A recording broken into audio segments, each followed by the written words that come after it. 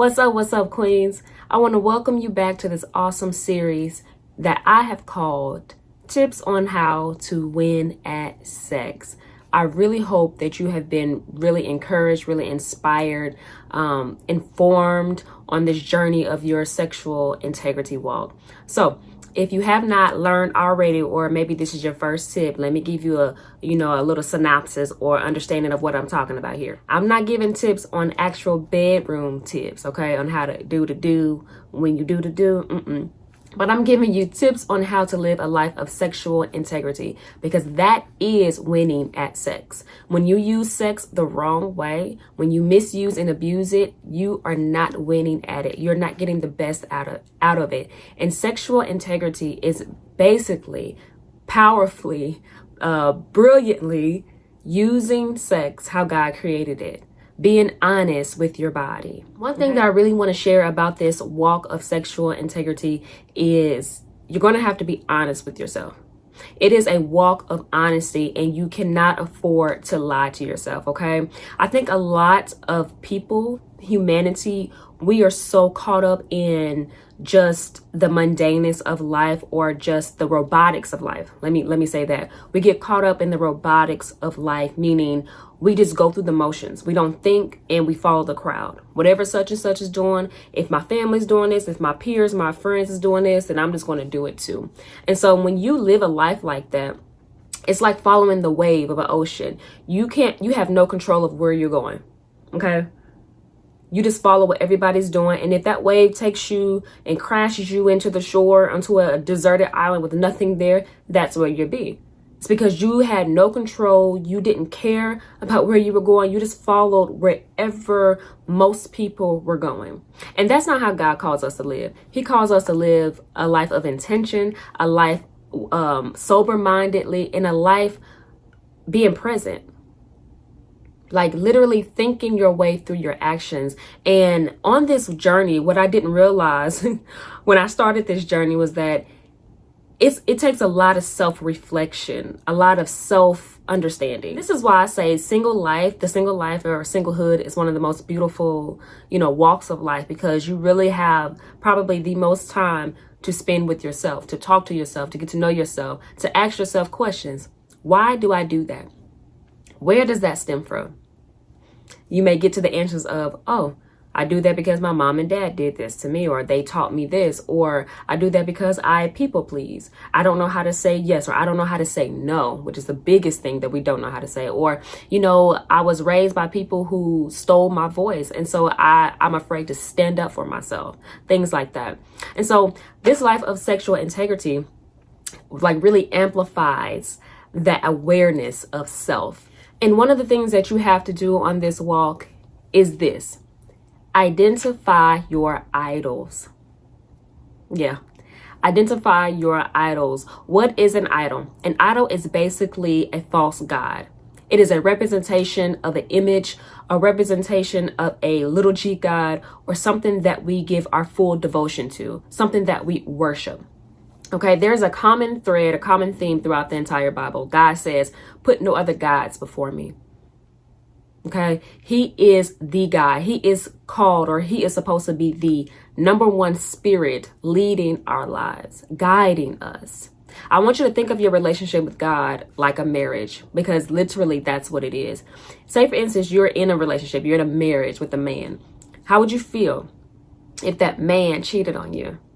How would you feel if he will come to you and will say, well, Brenda or Jessica says this or does this, and it's like steadily bringing other women into your relationship, saying what they suggest, how they feel, and you should do what they do, or, taking their thoughts and incorporating it into your relationship. Like, I don't know about your girl, but it ain't gonna sit well with me, okay? We ain't doing that. There will be no other women in this marriage, right? That is a God-given zeal, a God-given desire, a God-given jealousy to have your husband for yourself and for yourself only. There should be no other women involved. and vice versa. Okay, we get that from our relationship with God. God says, have no other God before me. I am the lover of your soul. I am your creator. I am here for you. And the reason why we have no other God before him is because he's the only one who knows what's good for us. He is what's good for us. He is the love that we need. He is the breath that we breathe. Okay, anything lesser will not know how to handle you, how to guide you, lead you, how to love you, how to be your God. They won't know because they don't have the understanding about you like God does. And so, yeah, you got to identify your idols. What in your life is causing you to walk away from God? What in your life is causing you to say, you know what? You're better than me listening to God. You're better than my relationship with God. Because here's the thing. Your idols are the things that will get you out of your clothes. Your idols are the things or the people that will cause you to take your clothes off and present your body as a sacrifice to the devil. Your idols will get you to do that every time. And so I've been sitting down with myself and, I've understood these things a little bit, but it's like, okay, and in this context of this series, I'm walking along. Every tip that I give, I'm assessing it for myself. And what I learned is that my idols in life have been pleasure and comfort. When I see that it is pleasurable on the other side of that action or that thing, whether it be food, whether it be a sexual activity, which is usually masturbation or a visual or something like that, I will allow it to talk me out of my devotion, commitment to God, just so I can get that high, just so I can get that pleasure. Okay. And so you have to identify those things that is going to talk you out of your relationship with God. Because here are 3 things about idols really quick. Idols are always, they draw you in and they're very attractive. Okay. They draw you in with attraction. They give you something that says, you want this, don't you? It's good. Look at it. Don't you want this? Look how beautiful it is. Look how beautiful I am. I smell good. I look good. I can help you advance your career. It always gives you this sense of advancement or this sense of fulfillment of desire. Okay. Not knowing that we can get fulfilled and have our desires met by God in a healthy, fulfilling way. But these idols are very attractive and they'll always draw you in. Idols promise you something that it can't fulfill. It always promises you something that it cannot fulfill, because anything lesser than God can't give you everything that you need, can't fulfill the God-given or the God-sized voids or spaces in our being, in our hearts, in our minds, and everything that makes us us. So they will always promise you something that it cannot fulfill. Okay. And idols lead you away from God and into death. Now, for some, it's literally a physical death. Eventually, our idols kill physically, but idols always kill something, whether it be your trust in God, your self-esteem, whether it be a relationship with somebody that you need, or a relationship with a family member, a best friend. They lead you into death. And that's because any spirit lesser than God is a demon. It's the devil. And anything that the devil does, he comes to kill, he comes to steal, and he comes to destroy. And he does it very subtle. He does it over a span of years. Okay. It's not always one hit or quit it or one and done, a couple of days or a couple of weeks. And the reason why it happens so subtle is because it goes underneath your radar. So you don't even know that he's killing and destroying you as he's leading you away with this idol, with this image that he's giving you false promises about, and that is so attractive to you. You feel me? So I'm talking to you right now who are mostly single young women. I guarantee you, I don't even have to know you, but I know myself and I know what my idols have been. I guarantee you, your idol right now is probably a guy. It's probably a boyfriend. It's probably some dude who you have allowed to sit in the throne of your heart as God, and he's not God. And what you're experiencing is unfulfillment, frustration, or this emptiness of man, I want you in my life. You're here. I chose you because you found, or because you promised me something that that you really can't fulfill, you haven't fulfilled on because he literally can't. Like, but him being in that position is destroying you from the inside out. You feel like there's still a hole there that's missing and it can't be fulfilled by him. Yep, you're giving your body up to him, you're having sex with him, but after every sexual encounter, you feel empty. You feel used. You feel like a prostitute sometimes, because I felt it all. You feel like you're missing something. And that's because you are. You're missing the way, the truth, and the life. God says, put no other gods before him. Because why? Because they can't fulfill your God-sized voids. They can't fulfill that thing you're looking for. Let me tell you, some of the things that maybe your boyfriend has promised, not with his mouth, but maybe with his mouth, but also these promises that you put in his mouth, and you're making him fulfill these for you, not knowing that you're making him fulfill these for you. Does that make sense? Let me tell you, let me just share with you. Maybe your boyfriend is a representation, or you're looking to him to fulfill your daddy size voids. Is your boyfriend promising to be your dad, to validate you, to comfort you, to speak good things to you, to give you identity? That's a promise that you think that your boyfriend can fulfill, but he can't. Or how about this? To love you completely. Are you with this guy right now and putting him as your idol because you think that he's going to be able to love you completely? To literally love you into complete health, to satisfy your every need, to never leave you or never forsake you. How about that? Yep. That's an idol that your boyfriend or this guy cannot fulfill because he's human. First off, humans die. First off, second off, humans can't be everything to you. They can't be everywhere you are. So a lot of times you'll find yourself in relationships pulling on these dudes, pulling on them to be your God, to be everything to you when they just can't fulfill it, straining the dude. And a lot of times dudes will run away, or it's too much. And so they'll dog you, they'll leave you, or reject you. And you think it's you, but it's really because you're pulling on him to be your God, making him an idol, and he cannot fulfill that for you. And here's one more promise, that he can heal all your hurts and pains, all your trauma, your daddy wounds, your mama wounds, your best friend wounds. They can't do that. There's absolutely no human, no medicine on earth that can heal that pain. It has to be fulfilled by God, by Jesus. And this is something that I had to realize. I didn't realize that I was making my boyfriend at the time when I was in a relationship for 4 years. I talk about this relationship all the time because it is so much in it that I've learned. And I know a lot of women, a lot of young women are going through the same thing. But I made a boyfriend, my idol. I look to him to be my daddy. I look to him to be, to love me forever, to never leave me. I look for him to give me pleasure. I look to him to take my anxiety and worry away. I look to him for so many things. And when you look at it out now, it's like, what was you looking for, Brittany? Because it wasn't there. A man can't give you what you was looking for. It was such an unequal connection. And that's really what these idol relationships are. People on the outside will be looking in and be like, what in the world is this? Why are you with him?